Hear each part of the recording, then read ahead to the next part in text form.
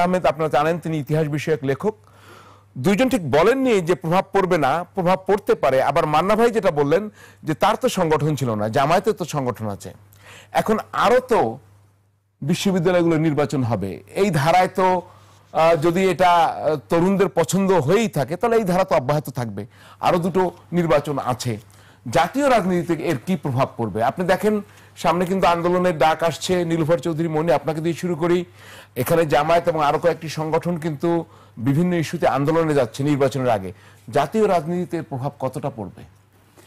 দেখেন, জামাত আন্দোলন করতে পারে, আমি অস্বীকার করব না। জামাত সহ ইসলামিক দলগুলো মিলে যে আন্দোলনের তারা দিয়েছে, তার সাথে আরো কিছু যুগ হয়েছে, এবি পার্টি, তারপরে কি বলে এনসিপি, তারপর আরো কয়েকটা কি নুরুর দল, হ্যাঁ নূর, তো তার দল, সব মিলে আপনার মনে করেন যে আন্দোলন তারা কতটুকু করতে পারবে আমরা সামনের দিনে অপেক্ষা করছি দেখার জন্য।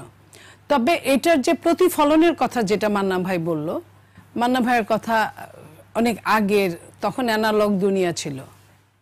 এখন কিন্তু মানুষ মুহূর্তে মুহূর্তে অনেক কিছু চেঞ্জ হয়, অনেক কিছু মানুষের, আমি বলবো যে এখান থেকে উত্তরণেরও যেমন সুযোগ আছে, অনেক কিছু চেঞ্জ হয়।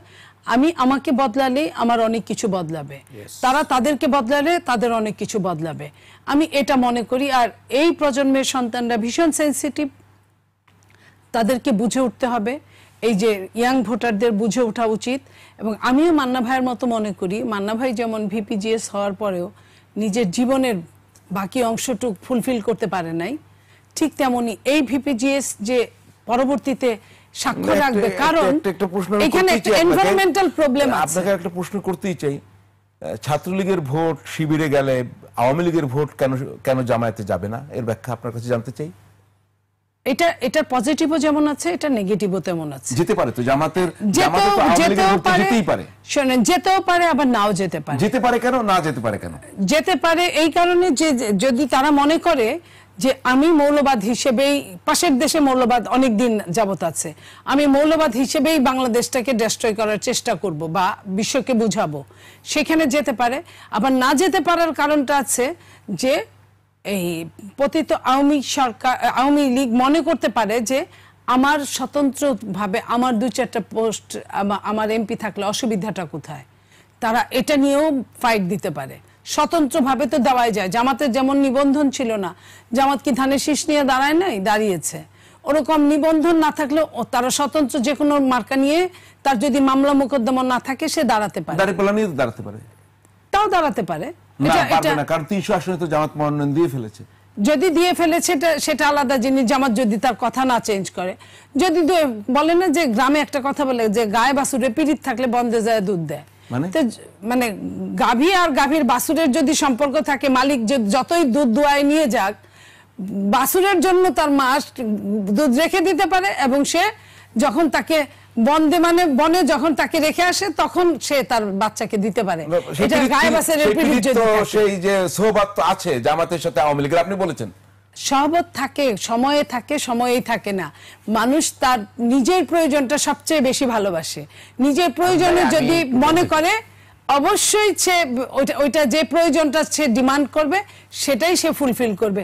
এটা তো এমনও হতে পারে বিএনপির সাথেও মিলে যেতে পারে, এমনও হতে পারে আরো কারোর সাথে মিলে যেতে পারে। আওয়ামী লীগ না, আপনার যারা ভোটার আছে, যারা ভোটার আছে, আমি ভোটারদের কথা বলছি। তাহলে বিএনপি আওয়ামী লীগের ভোটার বিএনপি থেকে ভোট দিতে পারে? পারলেই, আমি সারা জীবন যে একটা দলের মধ্যেই থাকবো এমন তো না। আমি তো সাধারণ ভোটার, আমি তো সাধারণ ভোটার। তাহলে জামাতে দিলে সমস্যা কি? আমি তো তা বলি নাই যে সমস্যা আছে, একবারও বলি নাই। আমি বলেছি ছাত্রদের ভোট আর জেনারেল ভোটের মধ্যে পার্থক্য আছে। শিবিরকে দিলে সমস্যা কি? আমি তো না করি নাই, আমি বলেছি দিয়েছে, আমি তো বলি নাই দিয়েছে বলে সমস্যা আছে, একবারও তো বলি নাই। আচ্ছা জি, আমরা ডক্টর আব্দুল মান্নান সাহেব আপনার কাছে শুনতে চাই। আপনারা মূলত আওয়ামী ফ্যাসিবাদের সাথে এখন মানে মিলার জন্য পথ খুঁজতেছেন, খুব ক্লিয়ার। আজকে সকালেও আপনারা মনে হয় পিছাই পড়ছেন, এই জন্য একটু কাজা আদায় করতেছেন। সেটা হচ্ছে যে আমি একটা নিউজ দেখলাম, আমি যদিও এটা যাচাই করতে পারি না, সালাউদ্দিন ভাইয়ের নামে আসছে যে আমরা আর তাদের মিছিলে বাধা দিব না। এটা মনে হয় ফেক নিউজ, আমি জানি না।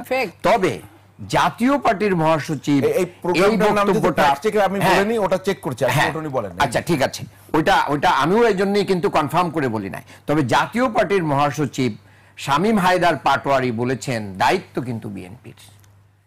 এটা দ্বারা মূলত জাতীয় পার্টি রক্ষার দায়িত্ব এখন বিএনপির, বিএনপিকে নিতে হবে।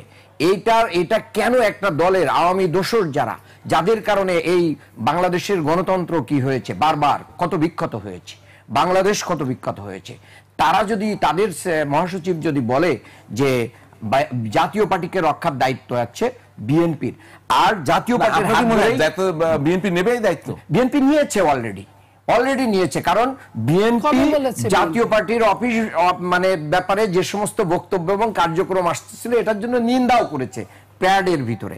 সো দ্যাট যদি নেই তাহলে এতক্ষণ পর্যন্ত লালন পালন হয়ে তো জাতীয় পার্টি নিষিদ্ধের জন্য ওনারা কোনো ইনিশিয়েটিভ নিচ্ছেন না, আমরা জানি না। ওনারা আওয়ামী লীগের নিষিদ্ধ চান নাই, আবার একদিকে আওয়ামী লীগের ভোট এবং তাদের ব্যবসা, তাদের বহু কিছু ওনারা দেখভাল করছেন, এটার মাধ্যম দিয়ে আমাদের আপারা করছেন।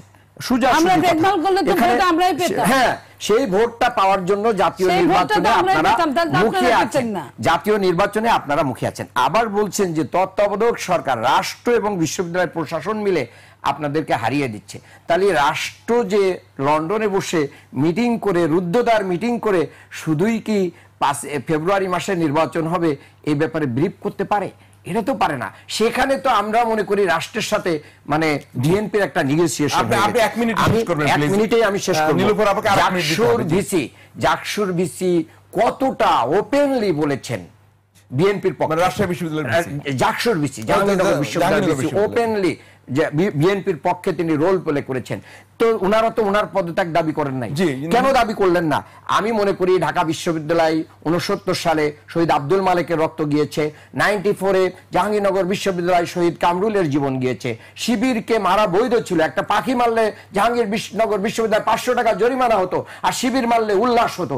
এইটারই প্রতিদান মানুষ দিয়েছে।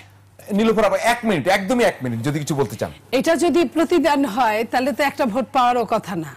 মানুষ ভুলে গেছে, এখন আবার যদি তারা মনে করায় দেয় তাহলে আবার মানুষ মনে করবে। আমি এই কথাটা বলতে চাই, আগে মানুষ বলতো এনজিওগ্রাম সরকার, এই সরকার আসার পরে এখন সেটা রূপান্তরিত হয়েছে আন্তঃজামাত অন্তর্বর্তী সরকার, আন্তঃজামাত অন্তর্বর্তী সরকার। কারণ এই জামাত দ্বারা যে মানে পরিবেষ্টিত সরকার, সেটাই আমি বলার চেষ্টা করছি। জামাতের চাঁদাবাজি, হেলমেট পরা ওই শিবিরের মতো তারা যেটা করত, তারা ওই হেলমেট পরা যে ছাত্রলীগ হেলমেট বাহিনী বলি আমরা, ওটা কিন্তু এখন আসলে ছাত্রলীগ ওরকম ছিল না, ছিল কিন্তু শিবিররাই হেলমেট পরে নিজেদেরকে গোপন রেখে এই কাজগুলো করেছিল। হেলমেট পরে শিবিরকেই মারছে তারা, শিবিরকে অসংখ্য জায়গায় আক্রমণের শিকার হয়েছে। আমি যদি বলি একটা প্রমাণ যদি আমি দেই যে অসংখ্য জায়গায় আবরার যে মারা গেল, প্লিজ বলতে দেন, আবরারকে মেরেছে যারা, আবরার ফারাতের আসামিদের উকিলের নাম হচ্ছে শিশির মনির। আপনি বুঝেন আসামিদের উকিল, তাহলে আপনি বুঝেন যে মাস্টারটা কারা। সাবেক এখান থেকে বোঝা যায় যে আসামিদের, এই আসামিদের উকিল হওয়া কিন্তু চারটিখানি কথা না। আপনাদের পক্ষে দাঁড়াইলে শিশির মনির তখন আর কি থাকে না। এই আবরারকে তাহলে মারছে কে? এই হেলমেট বাহিনী, এই শিবির বাহিনী মারছে। আপনাদের পক্ষে শিশির মনির বহু জায়গায় দাঁড়িয়েছে, সেটাকে কেন অন করেন না? স্বনির্ভর বিষয়ক সম্পাদক বিএনপি এবং সাবেক এমপি। ধন্যবাদ ডক্টর আব্দুল মান্নান।